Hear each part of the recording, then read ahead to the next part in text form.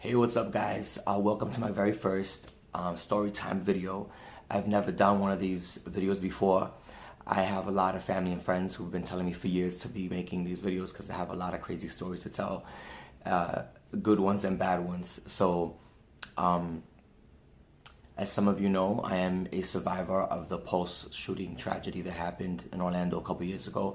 I will not be talking about that here in this video. I'll probably elaborate on it, in a future video. However, this video is about a story that actually took place over a decade ago, when I had a suicidal breakdown, and I hope that it touches or helps change the mind or of anybody who sees this. And as you see that the title is Suicide, Angels, and Demons, it's appropriately titled. Once you hear my story, you'll understand. I also want to put out there that I am not a religious person. I am a spiritual person, but I do believe in God, but I also, believe in the supernatural and the paranormal. I'm a person that needs to see it and experience it usually to believe it. And I've had many experiences, so therefore I believe. I'm a believer. It's very unfortunate, and it bothers me that in this day and age, seeing these young children, committing suicide has become the normal thing. You have kids like 7, 8, and 9 years old committing suicide. Like, that's crazy. Like, when I was growing up, you didn't hear about that. Like, you never heard of young kids taking their lives. And, suicide comes in all ages, so it doesn't really, it doesn't pick an age. Anybody, can feel suicidal.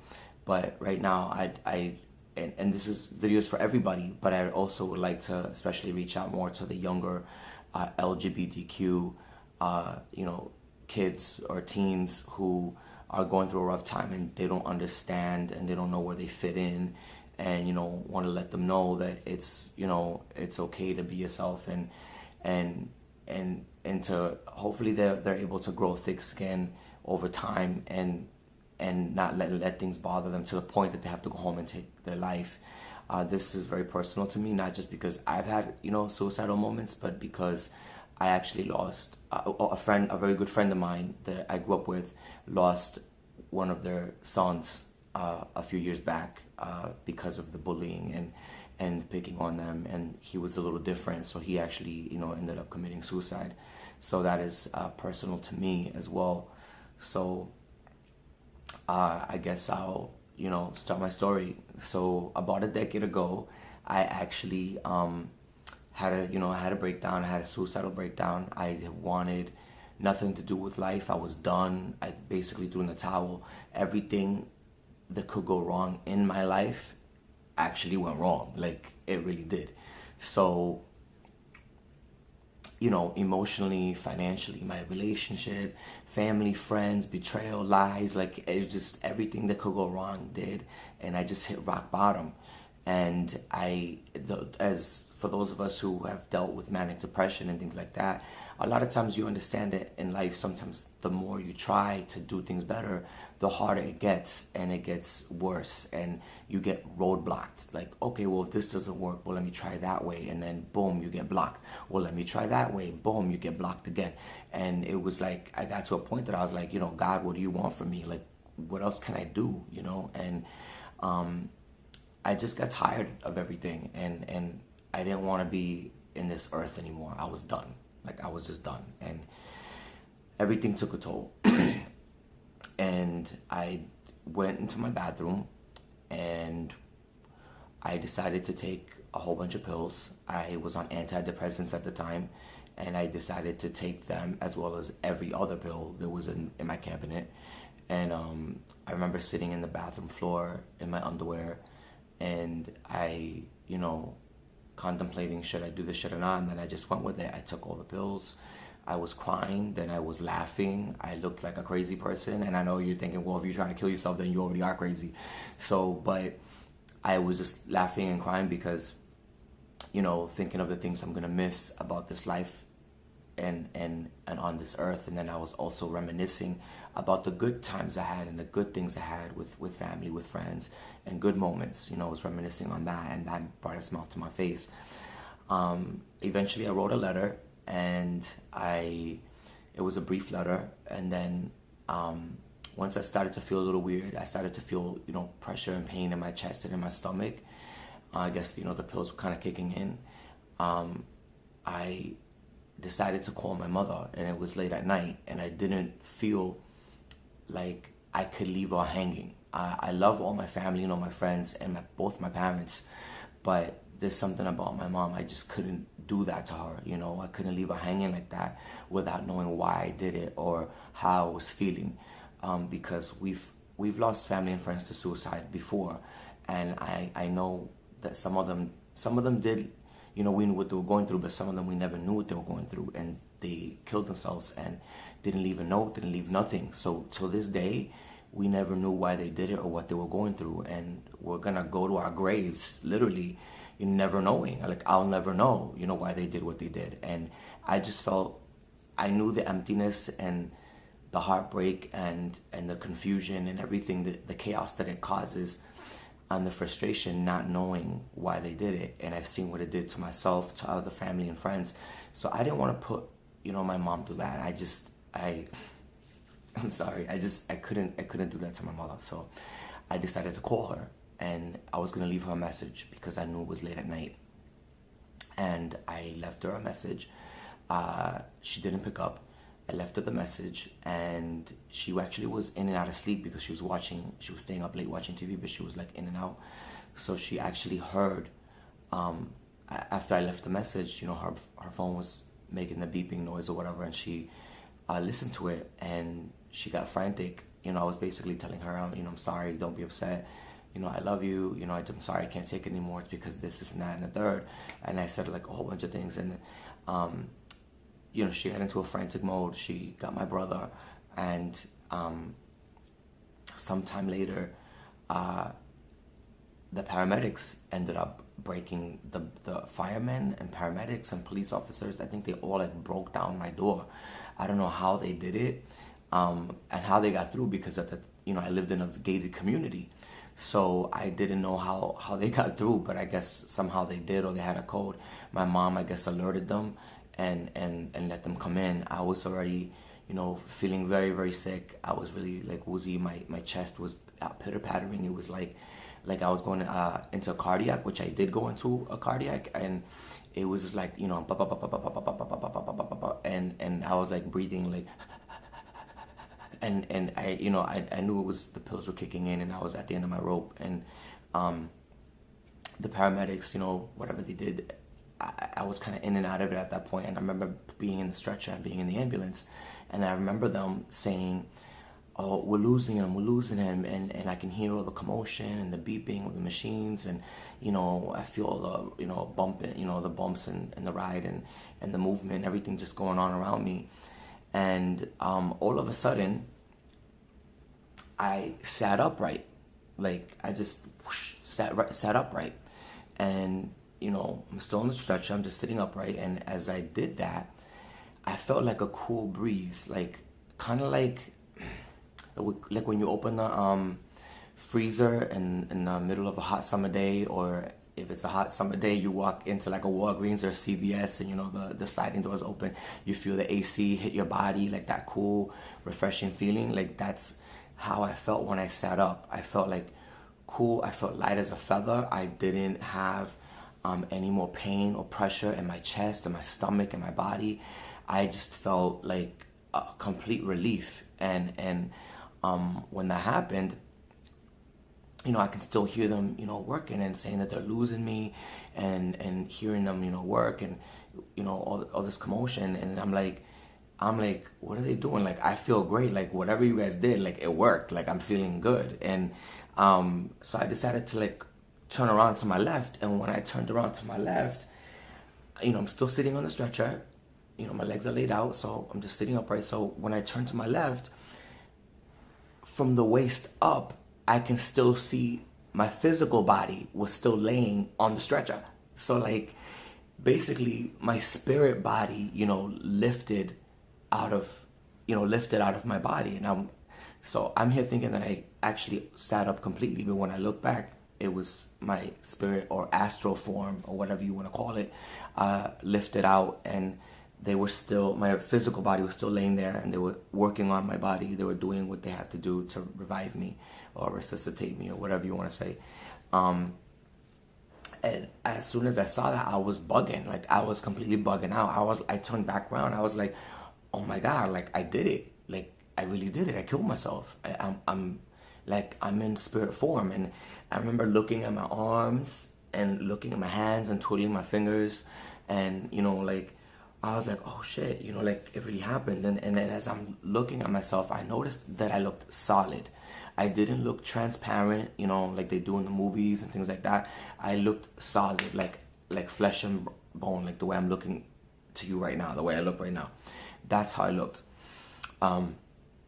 Again, you know, I felt like I was like trying to breathe, like, and as I did that, what I felt was like a menthol feeling, kind of like when you have a cough drop or a Halls, you know, like the eucalyptus one, like that's how I felt, like not just in my throat but all over my body. I felt that minty cool feeling, like, you know, it was kind of tingly, and I just, you know, I felt like again, no pain and no pressure, and I was like, wow, I did it, and all of a sudden I started to feel like it gradually started, like slowly, but then it would like quickly hit me from behind. I started to feel like a suction feeling, and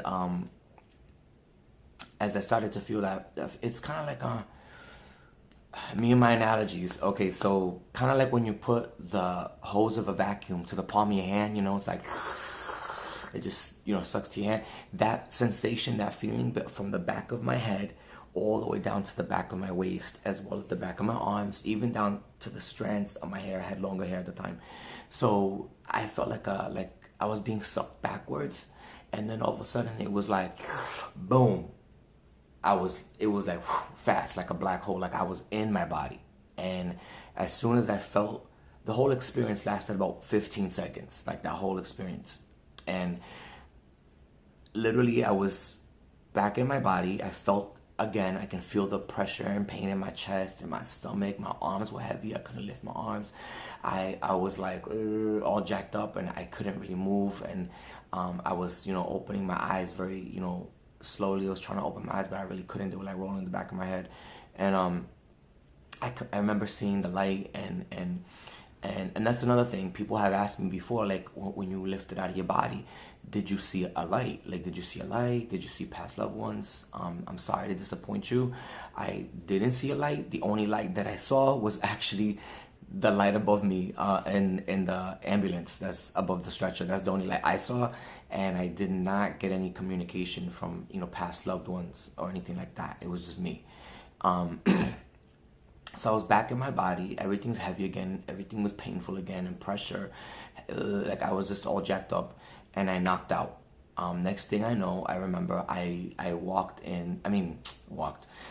up, and I was in like a hospital room, but there was like other beds and other things going on, and they had tubes. They stuck tubes up and down my nose and down my throat, and I was gagging, like literally gagging. I was like, because they were like, swallow, swallow, try to swallow. I just woke up to that. I was like, they were like, swallow, swallow. I was like I couldn't. Like, I'm like, these people are gonna, if I didn't die in the ambulance, they're gonna kill me here, because I can't breathe. Like, and they're like, you gotta swallow. And I'm like, oh, you guys are doing? And they were like, we're gonna stick some charcoal in you. We're gonna stick some charcoal in you. And I said, okay.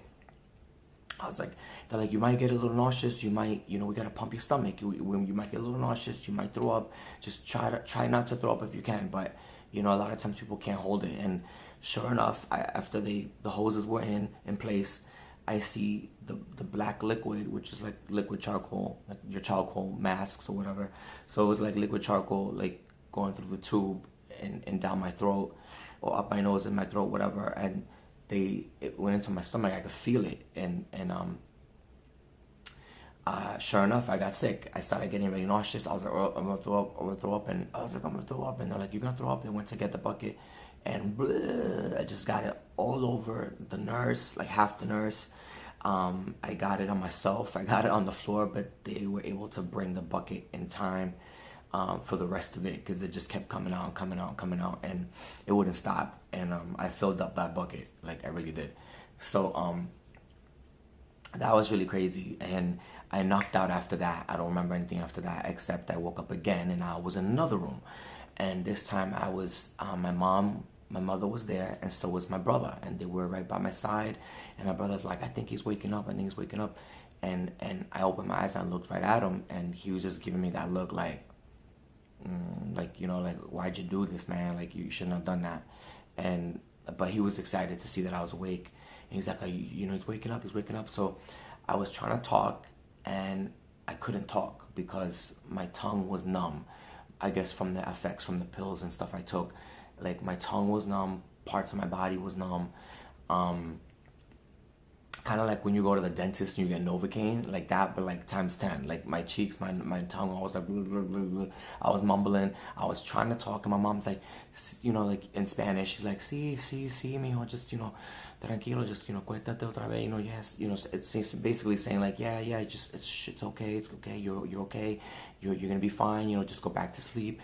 And I'm like, I don't want to go back to sleep. Like, my mind was wide awake. I was like, I'm not trying to go back to sleep. I'm trying to talk. Like, and my mom was like, just rubbing my head. I was like, no. Like, I started trying to like punch the bed, but I couldn't really move my hand that much.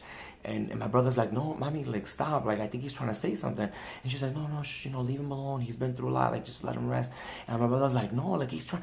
And he looked at me. He's like, are you trying to say something? You trying to say something? And I'm like, yes. Like, I'm like slightly moving my head. Like, like, he was like, see, he's trying to say something. And I'm like, yeah. Like, and I was like, like, I was just trying to talk, and I couldn't. Like, nothing would come out. It was a horrible feeling. I felt like those people who, like, they turn into zombies, like they get poisoned or whatever, and their body can't move, but their mind and ears are fully awake, and they can hear and see everything. That's exactly how I felt. I couldn't move anything, and I could slightly move my head and mumble a little bit, but I couldn't get anything out, and that was very frustrating. Like I was already like I was getting really pissed off. Like, the tears were coming down, like, and my mom, calmed me down again. She's like, no, and then all of a sudden I heard this old lady, in another bed. Like, she was like, she said, she's like, this isn't what I asked for. I asked for orange juice.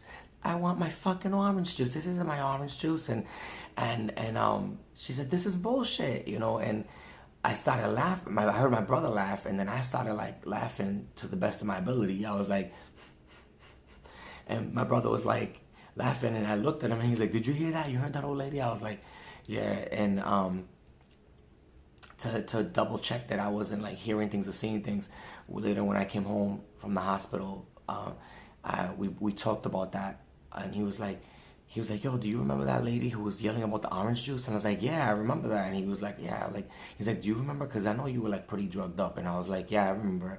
Like, I remembered it pretty very clearly. And so anyway, my mom and my brother calmed me down, they're like, just relax. I started laughing, and from there I went right back, knocked out again. And then this time I woke up in another room. I guess I was knocked out for a couple days, and same thing happened with Pulse. I was knocked out for a couple days. I woke up, and I was like in a very light, like a baby blue grayish room, typical hospital room. I had a door to my left, a door to my right. My bed was right in the middle. There was a TV, and directly in front of me there was glass windows with the curtain. The curtain was fully open to the side, and from the center to this side, it was sliding glass doors, and they were open. Okay, and they were just wide open, and I could see, the nurses walking back and forth. Out of the blue, this male nurse or doctor comes in, and he's wearing the aqua blue scrubs, like the teal aqua blue typical scrubs with the V-neck, whatever, and he comes in, and he's like, hey buddy, how you doing? Like, you feeling good? He's like, how you feeling, Jeff? Like, I remember him saying my name, and he was like, you feeling good? And I was like, yeah. Like, I was like, yeah, I'm all right. I'm feeling okay. He's like, good. That's good to hear, buddy. That's good to hear. And I was like, all right. And he was fine. Like, like, yo, like, he was fine as hell. Like, he looked Latino, Italian, or Arab. I don't know, maybe Greek. Like he had that Mediterranean, Latin, Middle Eastern look. Like he must have been like late 30s, early 40s. He had about like my skin color, and he had a black beard, a tight fade with long black hair slicked to the back but kind of to the side, and he just had a beautiful face. Like his face was just, he was just gorgeous, and his eyes, he had like a brownish hazel, like amber eyes, like, and perfect lips, perfect nose. You know, he was about 5'11", you know, good like athletic build, and you could see like he had like, you know, chest hair peeking through his V from the scrubs, and I was like, oh my god, he's so hot, you know, like, you know, he was so cute. And then I remember looking at his arms, and he had the arm hair going. So I think that's hot, and I remember that because I looked at it and I clocked it, and I remember thinking of that scene from that movie 13 Going on 30 with Jennifer Garner and the dude who plays the Hulk in the Avengers. I forget his name right now.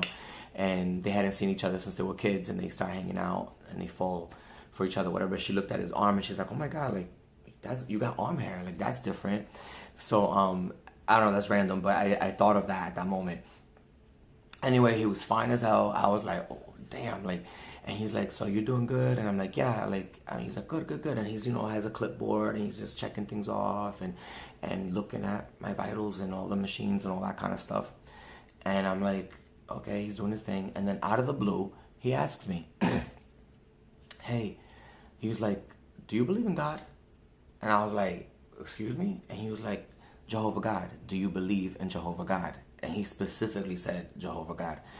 And I was like, yeah, I guess. And, you know, I'm thinking like, why would he ask me that, you know? And like, people, you know, shouldn't really ask that. And so I'm like, yeah, I guess. And he's like, good, because he believes in you.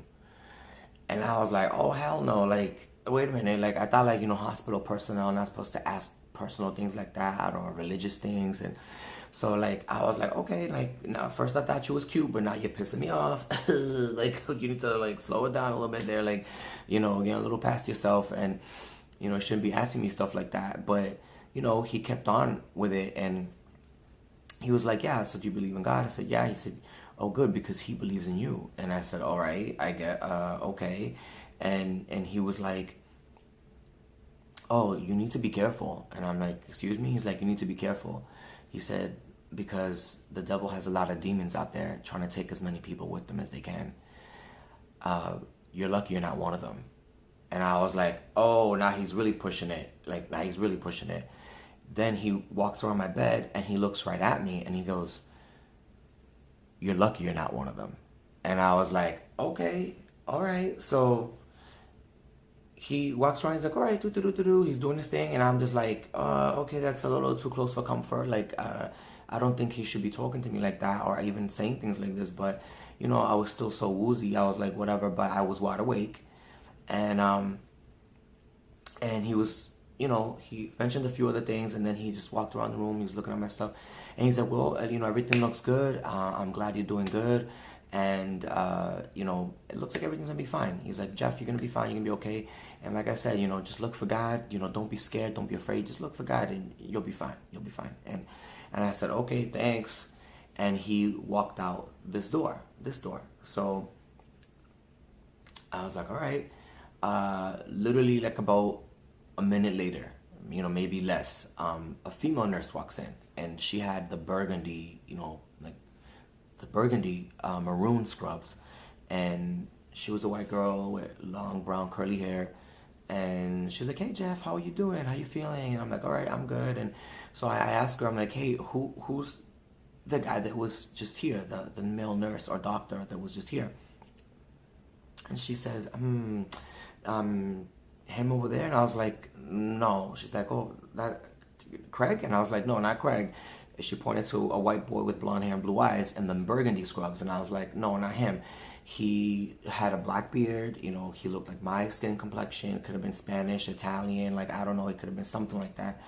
And he was wearing the aqua blue scrubs. And I don't know if he was a nurse or a doctor. She's like, She was like, well, Craig right now is the only male nurse working with us on this floor, so I don't know who you're talking about. And I said, okay, well, maybe it was one of the doctors. And she looked on the clipboard. She's like, well, let me see, you know, whatever, my chart or whatever it is. So she looked, and I guess there was like, I think like 2 or 3 doctors on the list. She was like, she's like, yeah, you know, from the doctors that are, you know, listed to come see you, who have come to see you, you're not, it doesn't fit that description. I know all these doctors, and it doesn't look like anything you're saying. I'm like, he was like very good looking, you know, buff, and, you know, the beard, and she's like, I'm sorry, honey, like, you know, I don't know who you're talking about. And I'm like, look, he walked out this door, like he just walked out the door, like right before you just came in. He's probably down the hall. And she was like, that's impossible, because that's your bathroom. And I was like, wait, what? Like, wait, that's my bathroom. And she was like, yeah, that's your bathroom. And I was like, oh, no. I was like, no. So she's like, no, don't get up. I'm like, no, I'm fucking getting up. I'm getting up. Like, I got really nasty, and I stood up, and she's like, you gotta be careful, you gotta be. So she actually helped me get up. I was holding onto the pole, you know, all the IV stuff hooked onto me. And we walked around the front of my bed and to the door. I was like, well, maybe he's in there, you know. So we knocked, she knocked, and then I knocked, and then we were like, hello, you know, nobody answered. So I just opened the door, like just opened it. And when I opened it, she turns on the light, and sure enough, it was the bathroom to my room. It was my bathroom, and it was a small bathroom. There was a wall right there. There's no other exit. Yeah, I get like the chills when I think about that, you know.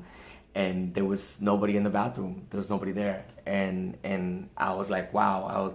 I was like, are you kidding me? She was like, honey, like, are you sure you saw? I was like, no, I know that I saw what I saw. Like, he just was here right before you walked in, like, and plain as day. And I'm wide awake. I'm not drugged up. I'm not nothing. Like, I know what I saw. And he spoke to me, and he said this and that and the third. And she was like, oh, honey, she was like, maybe you were just getting some kind of a message. And because I have no explanations to tell you who you were talking about, who you saw. I was like, oh, damn. I was like, oh, no. Oh, bitch. I was like, oh, no. I was like, this doesn't happen to me. Like, this happens to people like in movies and in TV, but this shit don't happen to me. Like, this is not happening right now. I was like, this can't be happening. And sure enough, it did. And it's something that stuck with me. It still sticks with me. I don't know if you want to call it a messenger of God. I don't know if you want to call it an angel in disguise, or your spirit guide, or whatever it was. But it did come specifically for me, and it specifically gave me a message. That message was very clearly received. I did get it. And again, like I said, I'm not a religious person. I don't pertain to any religion. I do believe in God, and I believe in the paranormal and the supernatural. What this being was, or what this entity was, I have no idea. I'm assuming it is a messenger from the other side, or of God, or an angel in disguise.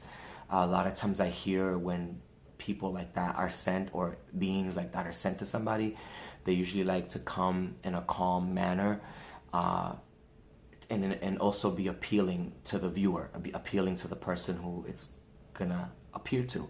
So it appeared to something that was appealing to me, like, you know, like, it kept me calm. He was a handsome looking guy, and he spoke calmly, and he spoke, you know, with, you know, very cool. And, you know, that experience, you know, kind of changed me. I don't have any words to explain that. And after that, I thought I was leaving. You know, the next day I stayed one more night. I didn't see anything else anymore. And then the next day they're like, you know, you're gonna be released. So I was like, okay, cool. Like, I'm gonna be released. And then I'm thinking I'm ready to go home. Like, I'm ready to just, like, you know, go chill at home, my family. And, you know, they're like, these 2 guys show up, and they're like, you gotta go with them. And they're like, you know, come with us. I was like, like, who are you? Like, get your hands off me. And they're like, no, you know, you have to go with them. And then the 2 nurses that I knew there, you know, were trying to break it down to me and show me some paperwork. They're like, you've been Baker active And that means, I think, basically like by law, when you try to kill yourself or hurt yourself, they have to take you away for like a week or two. I was there for a couple weeks, to a mental institution, or the psycho ward, or the loony bin, whatever you want to call it. I was sent there, and I was very fussy at the beginning. I was like, no, you ain't taking me nowhere. I'm going home. Like, I'm an adult. You can't tell me what the fuck to do. I'm gonna walk out here. I'm going home. And they're like, no, you're not. Like, you have to go with them. And then both of these dudes were like the size. These guys were like 3 times my size, 4 times my size. They were like The Rock and Vin Diesel. I was like, and John Cena. Like, they were like, even if I tried to fight them off, I wasn't gonna do anything. Like, it wasn't gonna do anything. So I just, I just gave in, and I said, okay. I went voluntarily with them. I didn't try to run away or anything. I went with them to the facility. I stayed there for 2 weeks. I have a whole other story about my experience at the facility. If you're interested in hearing that, let me know. Shoot me a message or a comment below or whatever. Let me know if it's something you'd like to hear. Then I'll make a video about it. It was a very crazy experience, and it'll just make this video longer than this one already is. So I'm not gonna elaborate on that here. But if you want to hear about it, let me know. But anyways, it was a crazy experience. After 2 weeks, I was home. I was like about 2 weeks. I was home, and that really changed me, and that was really a crazy experience. Yeah. So, looking back, after going through that, and even after Pulse, like, it's just like, I feel like I'm here for a reason. I don't fully always know what the reason is. But it was really weird because, that was over a decade ago. And when you sit and think about it, I'm like, damn, like, this past decade, like, I've done so much, and I've learned so much. I've met so many awesome people. I've become friends with some other celebrities that I grew up watching and listening to. I never thought that would happen in a million years. And then, all this, I've discovered more family, online and things like that. I made some amazing connections with new friends over the years, and from different countries. I've traveled, and I've got to do a lot of things that I would have never been able to do had I took my life back then. And I'm like, wow. And then also, like, I think, if I pulled myself out of the equation 10 years ago, a lot of things wouldn't have happened. Like, I have friends, straight and gay couples, who have met through me. Like, I introduced them. I introduced them. They were from different cities, different states, sometimes even different countries. And I've actually introduced, I'm gonna hook you up with my homegirl or my boy. And again, both straight and gay couples. And some of them have already gotten married. Some of them have children. I was able to reconnect some of my celebrity friends with some of their old cast members from shows and stuff they worked on. I've been able to reconnect some of my favorite music groups, and get people in touch with each other that they haven't seen in years. These connections with family and friends. So I was like, wow, like, had I not been able to do that, had I not been here, none of these things would have happened. None of these people would have met. None of these kids would have been born. Like, all these things would have never happened. And that's why, like, a lot of you kids, I know you're probably sick and tired of hearing it gets better. The truth is, it doesn't always get better. It gets harder. So what I want to say is, it can get better, but it's going to get harder first. What you need to do is get a thicker skin. Try to find a way to get a thicker skin to, look for what makes you happy in this world and in this life. What is it that you want to do? What are you looking forward to? Put those goals into motion, and don't let nothing get in your way. And I'm, sometimes you gotta, take a self-defense class, to fight and fight back, learn how to fight back. I know I'm not trying to say, like, go out and do something horrible, but if someone's, hurting you, I was taught, and I'm not gonna sugarcoat it and be like, oh no, you can't just sit there and take it. No, where I came from and the way I was raised, my parents taught me, if someone messes with you, then if they put their hands on you, then you fight back. You don't stay hit. That's what I was taught. Whether people believe it's right or wrong, I'm letting you know. You fight back. You don't sit there and just take it. And I'm not gonna say and go crazy and do something horrible, but if you need to defend yourself. And another thing, my parents had told me that if the person is bigger than you, or if there's more than one of them, then you pick up whatever, and you can't escape them, then you pick up whatever you can. Like, you pick up a stick, a rock, like a pen, a pencil, whatever. You gotta do what you gotta do. It's survival mode, and you gotta defend yourself. And if you can't, check out friends in school that you may be able to talk to, that you can, maybe they're into like martial arts or self-defense, because that's a problem in society today. We're not teaching our kids to defend themselves, and that's, people need to learn how to defend themselves in situations like this. The same way women go to self-defense classes, we need to teach our kids to be going to self-defense classes, because things happen, and sometimes, parents are not around, they're working, or there's times that you can't defend your child, and not everyone's gonna have the best interest of your kid, especially if they're a little different, and I feel that that's something that needs to be talked about and needs to be done. And and the kids out there, as time goes on, you just keep living your life and doing yourself. Little by little, acceptance has become better.